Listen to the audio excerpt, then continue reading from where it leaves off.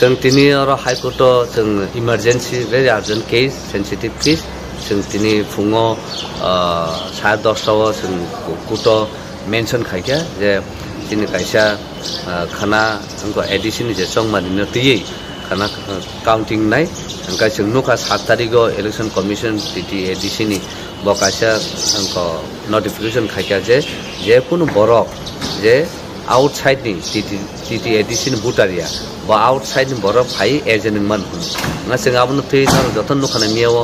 जों पाल खाय महाराज सह खाय जों दिनै मथा जों थाङै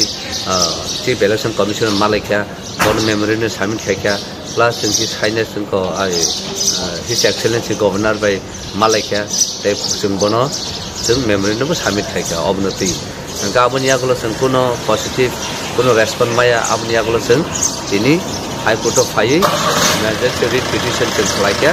पारमिशन सानै आं पर पारमिशन जों ग्रेन्टेड मानखा आबनि यागुलो काबु हियारिं खा दुइटा समयनो प्रथम दिनै केस काखा गावै आकुइ गुड आबनो एग्जामिन खायखा जों साका जे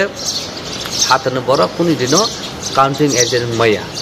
जों ताबो नुखा इ करं Tripura tribal area autonomous council constitution election and conduct of business rule 1985 आ जागोनि 52 रूल 52 टू आ जागा जों नुखा जे ता जागा सोलाय के दं जे काउन्टिं एजेन्ट नाय बिनि रेसिडेंशियल एड्रेस अब वेरीफाइड खाजन नांनाय अंगा बो आज बिन कन्स्टिट्यूशननि आबन भोटार ना नांनाय फातानिया अंगा अब क्लियर सादा दंगा जागो अंगा आबरन तैनो जों दिनै कोर्ट अफ फाइ जों सिनाबो कमिशन खायखा अंगा जखन सेंसिटिव मैटर आबनो कोर्ट ताइसा हाय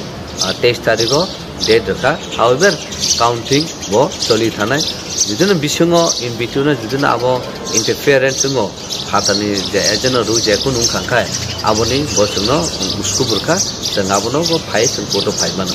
गाकाब खूब सीरियस मैटर आबनो ऑनरेबल कोर्ट बेलायखै माने सीरियस के नाखा कामो एग्जामिन को कहां पे खाइजनाय ओंखाय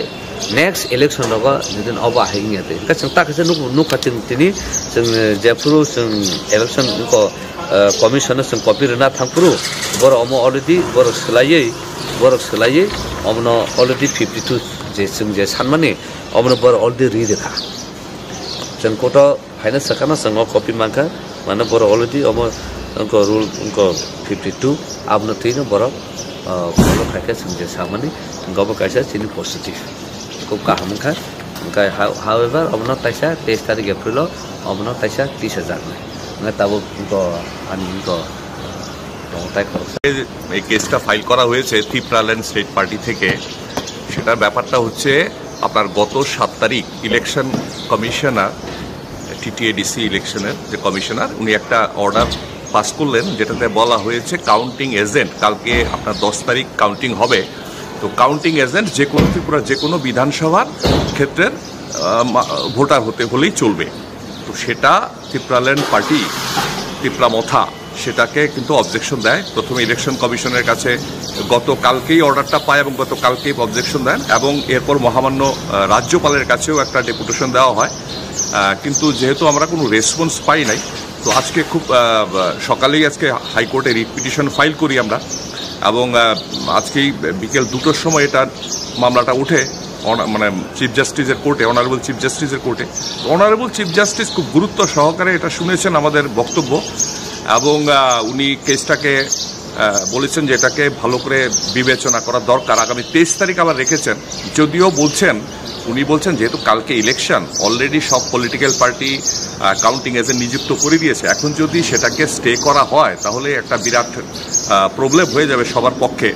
এর জন্য উনি স্টে করেননি কিন্তু উনি স্টে করার পক্ষে ছিলেন তো আগামী 23 তারিখ এই মামলাটা হবে হয়তো ভবিষ্যতে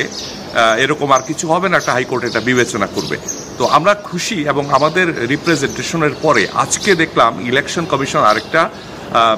অর্ডার বের করেছে যাতে বলা হয়েছে যে রুল 52